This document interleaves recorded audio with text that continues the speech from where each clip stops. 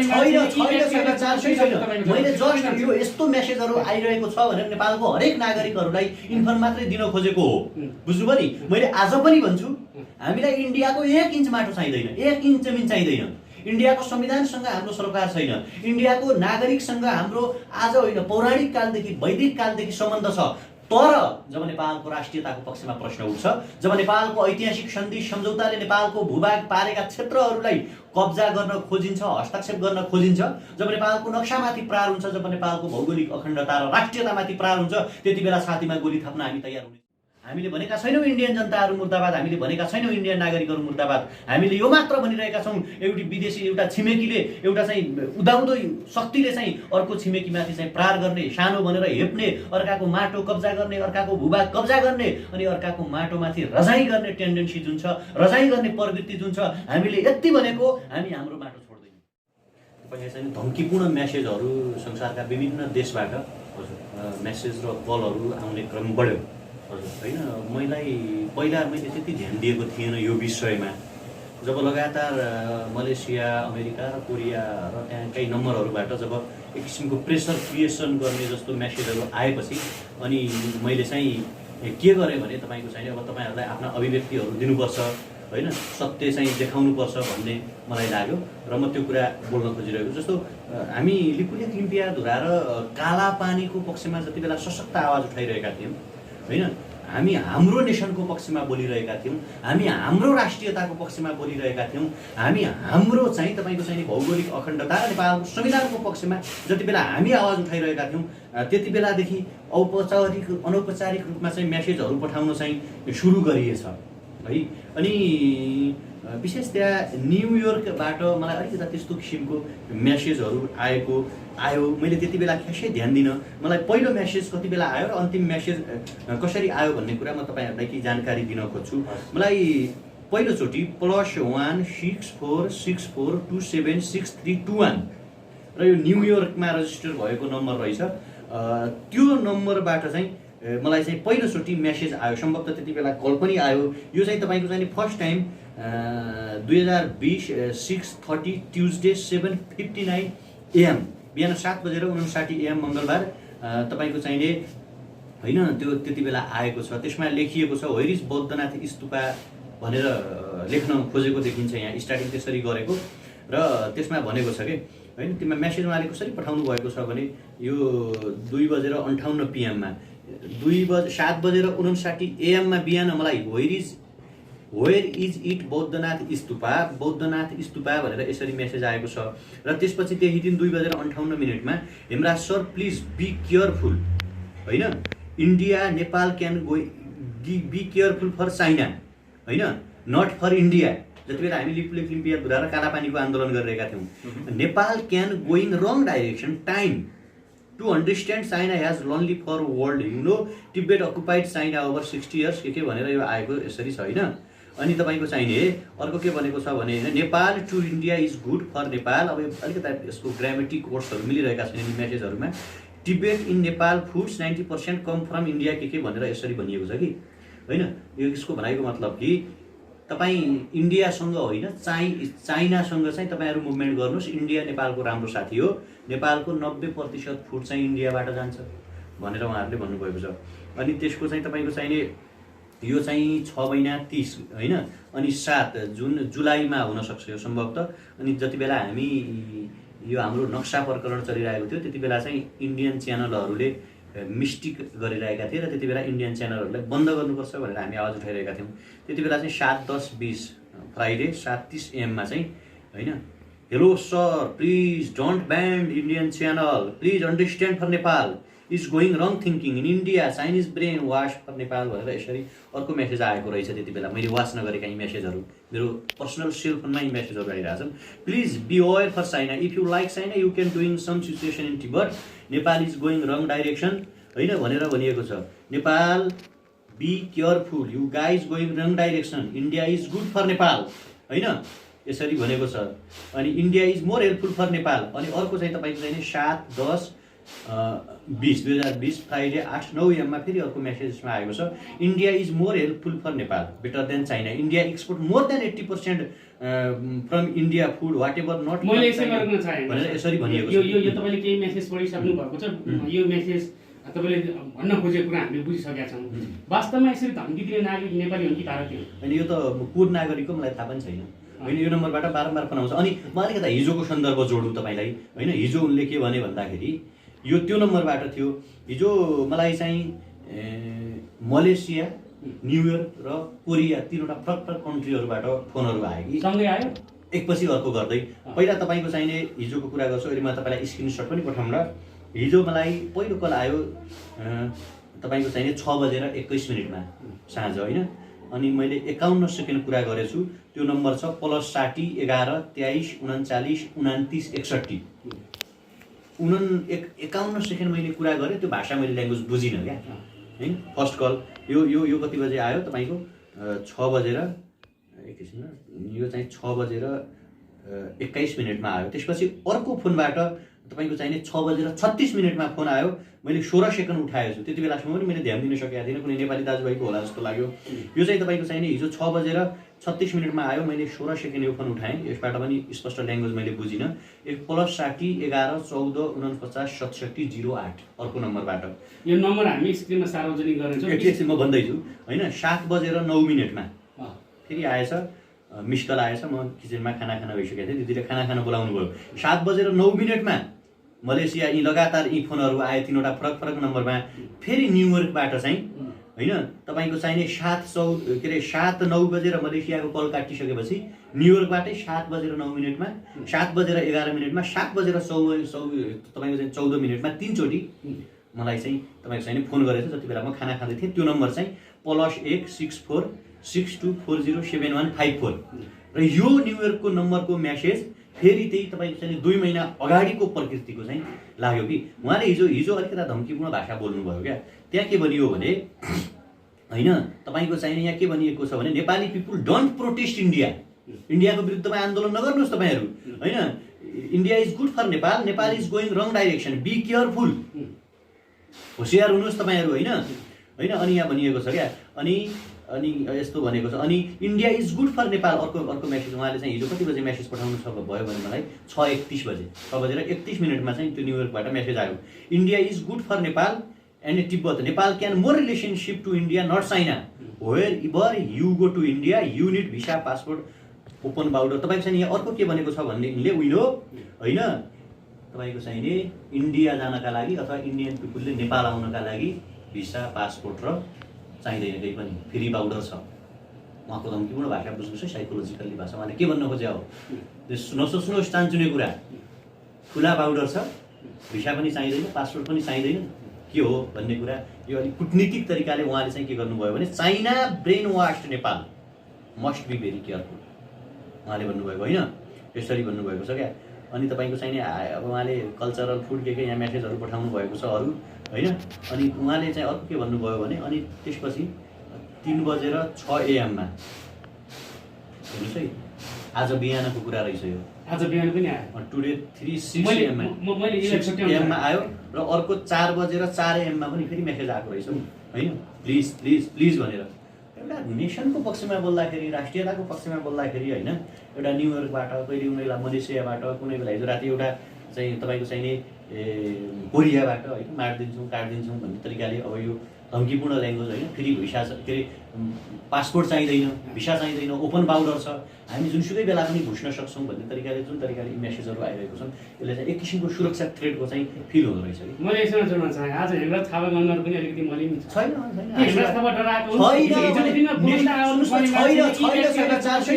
मैले जस्ट यो यस्तो मेसेजहरू आइरहेको छ भनेर नेपालको हरेक नागरिकहरूलाई इन्फर्म मात्रै दिन खोजेको हो, बुझ्नुभयो नि। मैले आज पनि भन्छु हामीलाई इन्डियाको 1 इन्च माटो चाहिँदैन, 1 इन्च जमिन चाहिँदैन। इन्डियाको संविधानसँग हाम्रो सरकार छैन, इन्डियाको नागरिकसँग हाम्रो आज होइन पौराणिक कालदेखि वैदिक कालदेखि सम्बन्ध छ। तर जब नेपालको राष्ट्रियताको पक्षमा प्रश्न उठ्छ, जब नेपालको ऐतिहासिक सन्धि सम्झौताले नेपालको भूभाग पारेका क्षेत्रहरूलाई कब्जा गर्न खोजिन्छ, हस्तक्षेप गर्न खोजिन्छ, जब नेपालको नक्सामाथि प्रहार हुन्छ, जब नेपालको भौगोलिक अखण्डता र राष्ट्रियतामाथि प्रहार हुन्छ, त्यति बेला छातीमा गोली थाप्न हामी तयार हुनेछौँ। तिम्रा म्यासेजहरू, तिम्रा फोन कलहरू, होइन, तिम्रा चाहिँ धम्कीपूर्ण अभिव्यक्तिहरू, तिम्रा फ्री भिसा, होइन, के अरे तपाईँको चाहिँ पासपोर्ट र भिसा चाहिँदैन, ओपन बार्डर छ, जति बेला पनि आउन सक्छौँ भन्ने म्यासेज र कलहरू तिमीसँगै राख। राष्ट्रियताको पक्षमा हामी छातीमा गोली थाप्न तयार छौँ। बुझ्नुभयो नि? यसो भन्दै गर्दा भारत संसारको शक्तिशाली राष्ट्र बनोस् हामीलाई सरकारको विषय छैन, होइन। भारतीय पक्षको पृष्ठपोषण तानेर तपाईँको चाहिँ न्युयोर्कमा बसेर, मलेसियामा बसेर, तपाईँको चाहिँ कोरियामा बसेर धम्कीपूर्ण म्यासेजहरू जसरी दिइराख्नु भएको छ, यसले नेपाली युवाहरूको आवाजलाई चाहिँ दबाउन सक्ने छैन। किनकि हामी स्वस्फूर्त रूपमा जागेको युवाहरू, हाम्रो भारतसँग वैमनस्यता छैन, भारतसँग रिस छैन, भारतीय नागरिकसँग हाम्रो कुनै त्यस्तो किसिमको दुश्मनी छैन। तर नेपालको भौगोलिक अखण्डता, नेपालको झन्डा, नेपालको माटो, नेपालको स्वाधीनता, नेपाली नागरिकको इच्छा चाहना विपरीत कोही गयो भने त्यसको विरोध गर्नु हाम्रो राइट हो। हामी हाम्रो माटोका लागि, हामी हाम्रो देशका लागि, हामी हाम्रो भूमिका लागि जतिसुकै बेला, जुनसुकै बेला पनि लड्न चाहिँ तयार छौँ। हिजोको दिनमा माइतीघर सडकमा राष्ट्रका लागि कालापानी लिपुलेक हाम्रो भनेर बुलन्द आवाज उठाउने हेमराज थापा सुगौली सन्धिलाई नै टेकेर कुरा गर्ने अभिव्यक्ति दिने हेमराज थापाले ती व्यक्तिहरूलाई सुगौली सन्धि पढ्न आग्रह गर्न चाहन्छ कि चाहँदैन? के जवाब दिन्छ? हामीले त हरेकचोटि भनिसक्यौँ। हेर्नुहोस्, हामीसँग यथेष्ट प्रमाणहरू छन्, ऐतिहासिक दस्तावेजहरू छन्। मैले सुरुमा भनिसकेँ नि, हाम्रा ऐतिहासिक प्रमाण र दस्तावेजहरूले बोलिसकेको कुरा मात्रै हामीले मागेको। आज आएर हामीले दिल्ली मागेका छैनौँ, आज आएर हामीले तपाईँको चाहिने के अरे तपाईँको चाहिने आग्रा मागेका छैनौँ, हामीले उत्तर प्रदेश बिहार मागेका छैनौँ। हामीले यति भनेका छौँ, ऐतिहासिक सन्धि र सम्झौताभित्र रहेको नेपालको भूभागलाई यदि कसैले गिद्धे दृष्टि गार्दछ भने, कसैले आफ्ना बुटहरू गुजार्दछ भने हामी स्वाधीन भएर आवाज उठाउनेछौँ। र हामी स्वाधीन भएर आवाज उठाउँदै गर्दा, हामी हाम्रो माटोको पक्षमा बोल्दै गर्दा कसै इन्डियन एजेन्टहरूले, कुनै दलालहरूले चाहिँ तपाईँको चाहिँ न्युयोर्कमा बसेर, मलेसियामा बसेर, कोरियामा बसेर हामीमाथि प्रहार गर्न खोज्छन्, हाम्रा आवाजहरूलाई बन्द गर्न खोज्छन्, हामीलाई यो धम्की दिन चाहन्छन् कि खुला बाउडर र खुला सिमाना छ, पासपोर्ट चाहिँदैन, भिसा चाहिँदैन, जुनसुकै बेला नेपालभित्र प्रवेश गर्न सक्छौँ, अन्डरस्ट्यान्ड, बी केयरफुल, होसियार, होइन, प्लिज भन्ने किसिमका जुन धम्कीपूर्ण अभिव्यक्तिहरू छन्, यी अभिव्यक्तिहरूले हामी डराउने छैनौँ। यदि तिमीहरू खुला बाउडरको चुनौती दिन्छौ भने, यदि तिमीहरू होइन पासपोर्ट र भिसा चाहिँदैन, जतिसुकै बेला पनि नेपालभित्र प्रवेश गर्न सक्ने धम्की दिन्छौँ भने हामी पनि भन्छौँ हामीसँग पनि खुला बाउडर छ, हामी पनि भन्छौँ हामीलाई पनि भिसा र तपाईँको चाहिने पासपोर्ट चाहिँदैन, हामी जुनसुकै बेला हामी पनि प्रवेश गर्न सक्छौँ।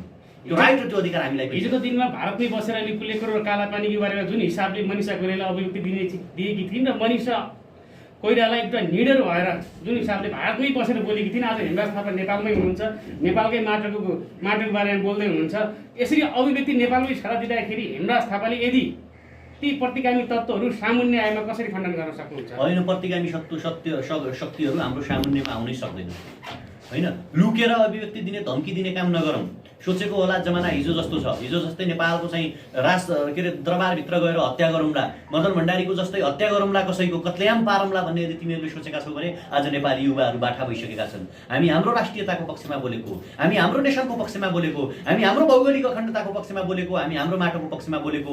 हामीले अघि पनि भन्यौँ, होइन, हामीले नरेन्द्र मोदी मुर्दाबाद भनेका छैनौँ, हामीले भनेका छैनौँ इन्डियन जनताहरू मुर्दाबाद, हामीले भनेका छैनौँ इन्डियन नागरिकहरू मुर्दाबाद। हामीले यो मात्र भनिरहेका छौँ, एउटा विदेशी, एउटा छिमेकीले, एउटा चाहिँ उदाउँदो शक्तिले चाहिँ अर्को छिमेकीमाथि चाहिँ प्रहार गर्ने, सानो भनेर हेप्ने, अर्काको माटो कब्जा गर्ने, अर्काको भूभाग कब्जा गर्ने, अनि अर्काको माटोमाथि रजाइ गर्ने टेन्डेन्सी जुन छ, रजाइ गर्ने प्रवृत्ति जुन छ, हामीले यति भनेको हामी हाम्रो माटो छोड्दैनौँ, हामी हाम्रो भूभाग छोड्दैनौँ, हामी बरु छातीमा गोली थाप्न तयार छौँ। आऊ तिमीहरू फ्री भिसा, के अरे खुला बाउडर, पासपोर्ट चाहिँदैन, भिसा चाहिँदैन, अन्डरस्ट्यान्ड, बी केयरफुल, होसियार, प्लिज, होइन, इन्डियाको विरोध नगर, तिमीहरूलाई गाह्रो हुन सक्छ भन्ने जुन किसिमको अभिव्यक्ति दिइरहेका छौ, जुन किसिमले तिमीहरू इन्डियाले नेपाललाई चाहिँ 80% फुडहरू सप्लाई गर्छ भन्ने जुन अभिव्यक्ति दिएर युवाहरूको आवाज बन्द गर्न खोजिरहेका छौ, हामी हाम्रा आवाजहरूलाई बन्द हुन दिने पक्षमा छैनौँ, बरु हामी छातीमा गोली थाप्न तयार छौँ, हामी माटोका लागि मर्न तयार छौँ। तर हाम्रा आवाजहरूलाई चाहिँ हामी दबाउने, हामी डराउने, चुप लागेर बस्ने पक्षमा छैनौँ। हामीले यो भने काम, हामीलाई इन्डियाको भूभाग चाहिँदैन, इन्डियाको संविधान, इन्डियाको कानुन नियम र त्यहाँको नागरिकप्रति हामी रिस्पेक्ट गर्छौँ। तर हामी हाम्रो भूभाग यदि कसैले मिच्न खोज्दछ, हाम्रो माटोमाथि कसैले आक्रमण गर्दछ, कसैले हामीमाथि अतिक्रमण गर्दछ भने हामी त्यसको मुखतोड जवाब दिन्छौँ। हामी चाह्यो भने युद्धसम्म लड्न तयार हुन्छौँ।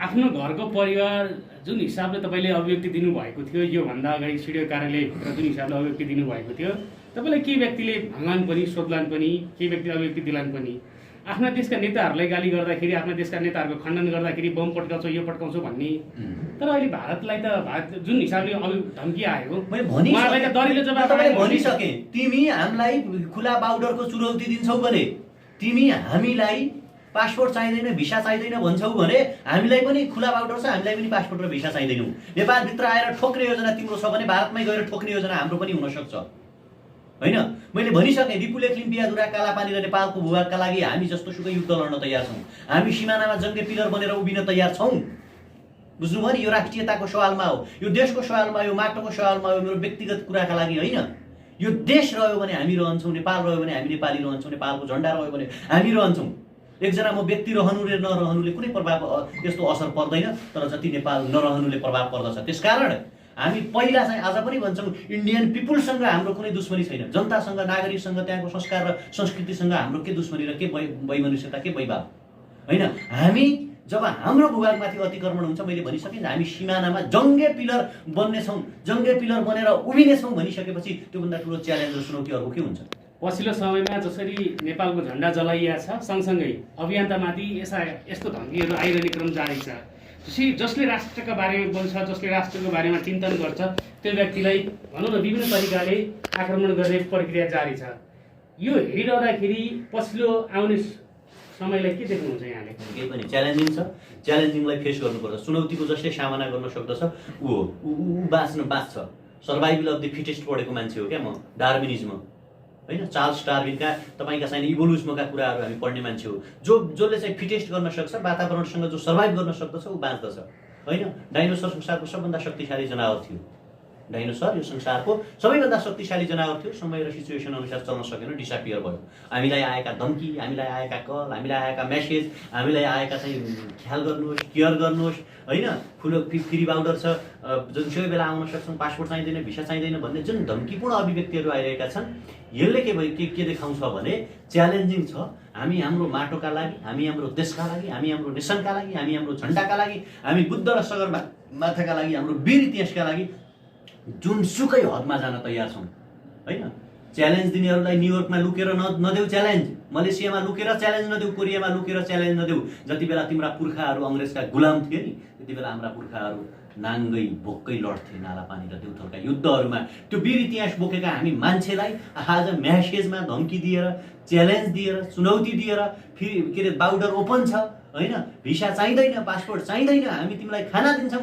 होसियार रहनुहोस् नत्र जे पनि हुनसक्छ भन्ने धम्कीपूर्ण अभिव्यक्तिहरू दिनेहरूलाई हामी कुनै आजाद होइन अथवा कुनै गुलाम देशका नागरिक थिएनौँ आजाद नेपालका हामी नागरिक हो आज पनि हाम्रो माटोका लागि आज पनि हाम्रो भूमिका लागि आज पनि हाम्रो झन्डाका लागि हामी जस्तो सुकै कदम पनि चाल्न तयार छौँ तपाईँलाई यो लाग्दैन नेताहरूलाई जसरी धम्की दिएर डराछन् त्यसरी अहिलेका युवाहरू डराउँछन् जस्तो लाग्छ होला नि त उहाँले किन डराउने के बिगाडेका छौँ हामीले के गलत बोलेका छौँ हामीले के गरेका छौँ आफ्नो देशको माटोका लागि बोल्न नहुने उसलाई लद्दाख प्यारो हुने जम्मू कश्मीर प्यारो हुने गलान घाटीहरू प्यारा हुने अनि हामीलाई हाम्रो लिपुलेख लिम्पियाधुरा कालापानी त्यत्तिकै छोड्दैनन् जस्तो लाग्छ हाम्रा नवलपुर र सुस्ताहरू त्यत्तिकै छोडिएलान् पशुपति नगरहरू त्यत्तिकै छोड्दैनन् जस्तो लाग्छ उनीहरूलाई खबरदार हामीले पनि राष्ट्रवाद सिकेका छौँ हामीले पनि नेपोटिज्म सिकेका छौँ संसारको मै हौँ भन्ने शक्तिशाली राष्ट्र अमेरिकालाई ल्याटिन अमेरिकी कन्ट्रीहरूले जसरी दुल चटाउँछन् जसरी गन्दैनन् नि भोलि कुनै दिन दक्षिण एसियामा भारतले एक्लिनु पर्ला कुनै दिन पाकिस्तानको चाहिँ टाढा हुनु पर्ला नेपालको श्रीलङ्काको भुटानको र बङ्गलादेशको टाढा हुनु पर्ला त्यति बेला के गर्छौ भारत त्यसकारण छिमेकीहरूमाथि गिर्दै दृष्टि नगाड होइन धम्काएर त्रासमा राखेर त्रासपूर्ण मेसेजहरू पठाएर नेपाल र नेपाली नागरिकहरूलाई आवाजहरू बन्द गर्ने नेपाल र नेपाली नागरिकहरूको मुखमा ताला लगाउने यदि कसैले सोच्दछ भने त्यसलाई नेपालको हरेक युवाले नकाम पारिदिनेछन् र हामी त्यो बाटोमा छौँ पछिल्लो समयमा तपाईँहरू जस्ता अभियन्तामाथि जनताले एउटा विश्वास गरेका छन् तपाईँहरूलाई पनि यस्तो धम्की आउने गरेका छ र नेताहरू पनि यही धम्कीले डराए कतिपय गुलामी पनि भन्ने छ जनतालाई कसरी विश्वास पार्नुहुन्छ हामी डराउँदैनौँ हामीले कसैको केही बिगाडेका छैनौँ अनि डराएका नेताहरू हामी के फरक किन डराउने मर्नु नै हो नि भोलि मर्ने हो नि एक दिन युनिभर्सल ट्रुथ हो नि सत्य हो नि यो कुरा तपाईँ हामी सबै एक दिन मर्ने हो चोरी हामीले गरेका छैनौँ कसैमाथि आणविक बम हामीले प्रहार गरेका छैनौँ, कसैमाथि कालोबजारी गरेका छैनौँ, कसैमाथि नाकाबन्दी हामीले लगाएका छैनौँ। हाम्रो भूभाग हाम्रो आँखा अगाडि हामी खोसिन दिने छैनौँ। हामीले सिकेको यही हो, हामीले जानेको यही हो। हाम्रो इतिहासले, हाम्रा पुर्खाहरूले हामीलाई यो नासो हस्तान्तरण गरेको हो। यो देश हामीले लडेर यो देश बचायौँ, अब तपाईँहरू बचाउनुहोस्। त्यसकारण हामी हाम्रो देशका लागि कसैसँग झुक्ने छैनौँ, कसैको गुलामी गर्ने छैनौँ, कसैका पाउमल्ने छैनौँ। हामी जबसम्म जनताको बिचमा रहन्छौँ, यति पनि भन्छु, जबसम्म नागरिकको बिचमा रहन्छौँ, जबसम्म हामी सत्य बोल्छौँ, तबसम्म हाम्रो यति किन्छ रौँ पनि कसैले हल्लाउन सक्ने छैन। हिजो मात्रै तपाईँले लाइभ आएर एक किसिमको अभिव्यक्ति दिनुभएको छ। पछिल्लो समयमा कुलमान घिसिङका बारेमा धेरै अभियन्ताहरूले बोल्दै हुनुहुन्छ। कुलमान घिसिङ पनि एउटा निडर व्यक्ति हुन्, उहाँलाई पनि यस्ता थुप्रै धम्की आयो होला, जबकि नेपाललाई नै अँध्यारोबाट उज्यालोतिर धकेलेका छन्, उज्यालोतर्फ लगेका छन्। वास्तवमा कुलमान घिसिङलाई चाहिँ हजुरले कसरी निहालेर हेर्नु भएको छ? कुलमान घिसिङ नेपालका लागि चाहिने मान्छे हो। म रेस्पेक्ट गर्न चाहन्छु उहाँलाई, यो मेरो स्यालुट हो। म धेरै कसैलाई नगन्ने मान्छे अथवा आइमिन्स नेताहरू लिडरहरूलाई चाहिँ मान्दै नमान्ने मान्छे हो। तर जसले 17 घन्टा लोड सेडिङबाट नेपालको नागरिकहरूलाई मुक्ति दिनुभयो, जसले 17 घन्टा लोड सेडिङबाट चाहिँ नेपालको जनतालाई उज्यालो दिनुभयो, 9 अर्ब रुपियाँ घाटामा गएको विद्युत प्राधिकरणलाई 11 अर्ब रुपियाँ फाइदामा पुर्याउनु भयो, त्यो मान्छेलाई एकचोटि नेपालको हरेक नागरिकले 3 करोड नेपालीले चाहन्छन्। 3 करोड 4,000 पपुलेसन पुगेको छ अरे नेपालको अहिले। ती साना बच्चाहरू अब त्यो होइन थाहा नपाएकाहरूलाई थाहा नहोला, तर हरेक नागरिक चाहिँ कुलमान घिसिङको रेपुटेसन चाहन्छन्। र नागरिकको मतको यदि सरकारले कदर गर्दछ, जनताको इच्छा चाहना र भावनाको कदर गर्दछ भने कुलमान घिसिङको रेपुटेसन हामी चाहन्छौँ र हुनुपर्छ। जस्तै कुलमान घिसिङलाई फेरि नियुक्ति गर्नुपर्छ भनेर जुन हिसाबको जवाब अहिले सामाजिक सञ्जालमा दिइएको छ, के सरकारले सुन्ला? सुन्नुपर्छ। जनताको सरकार हो भने सुन्नुपर्छ, नागरिकहरूको सरकार हो भने सुन्नुपर्छ। मतदाताहरूको इज्जत गर्ने, यदि राम्रो काम गर्ने मान्छेलाई पुरस्कृत गर्ने मनोविज्ञान सरकारले पाल्दछ भने सुन्नुपर्छ।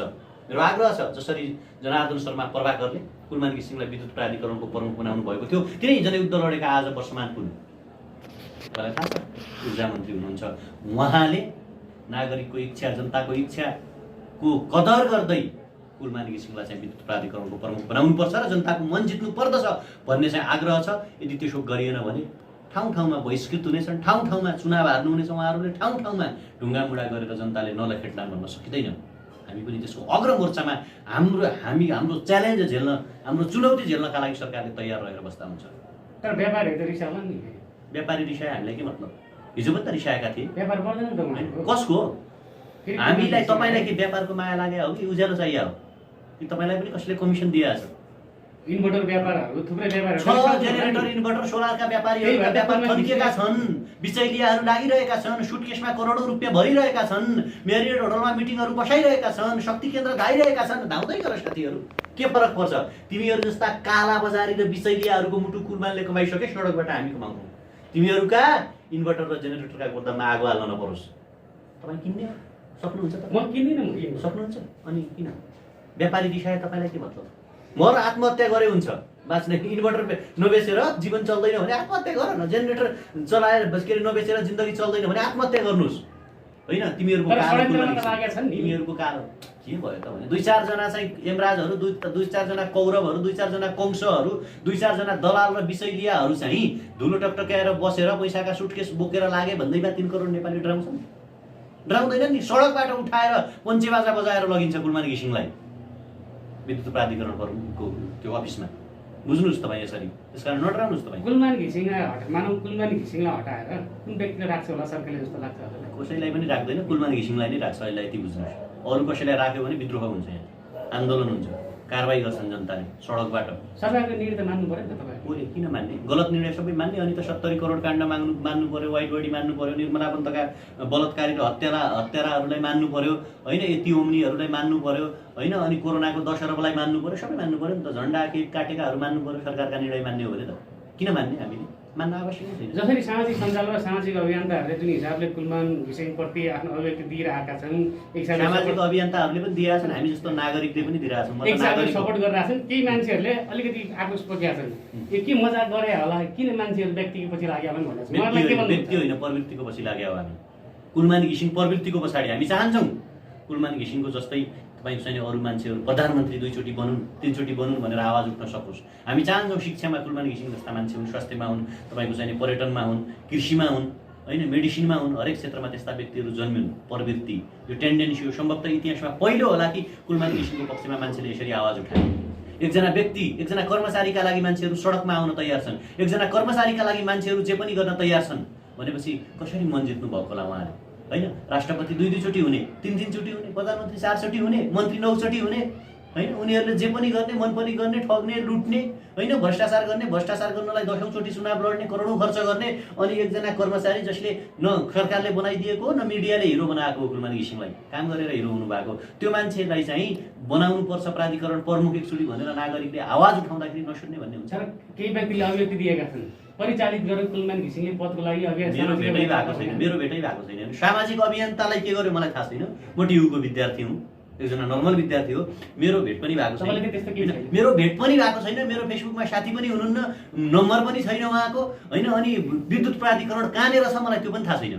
तर उहाँको काम, उहाँको चाहिँ उज्यालो, जुन बिजेलोमा हामी युनिट चलाउँछौँ, इन्टरनेट चलाउँछौँ, भिडियोहरू हेर्छौँ, होइन, पढ्छौँ बुकहरू, त्यो उहाँले हामीलाई दिएको हुनाले म उहाँको पक्षमा हुँ। एकजना विद्यार्थी, एकजना नागरिक, देशको मान्छे हुनुको नाताले त्यो दियो खायो खुवायो भन्ने कुरा जसले त्यसरी गर्छन् नि, हो, जसले भने नि तिनीहरू दिइरह होला कि सरकारलाई यो कुलमानलाई हटाइदिउन भनेर कालो सुटकेसमा पैसा दिनेहरूले कुलमानलाई त्यो आरोप लाउने हिरो छ्याप्न मिल्छ?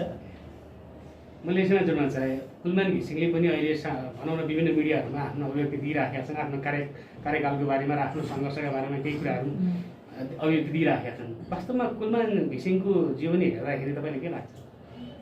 होइन, एउटा मान्छेले चाह्यो भने सक्दो रहेछ। एउटा असल मान्छे, राइट म्यान राइट पोजिसन भन्छ नि, होइन, सही मान्छे सत्य त्यो पदका लागि सही उपयुक्त पात्र चयन हुनुपर्छ, पात्रलाई राख्नुपर्छ भन्ने छ नि, होइन। त्यसकारण कुलमान घिसिङ एउटा निस्वार्थ देशका लागि काम गर्ने, होइन, र अरू धेरै मान्छेहरूले कुलमान घिसिङबाट सिकुन् कि कसरी काम गर्न सकिँदो रहेछ भन्ने कुरा यो चाहिँ मैले भनेँ।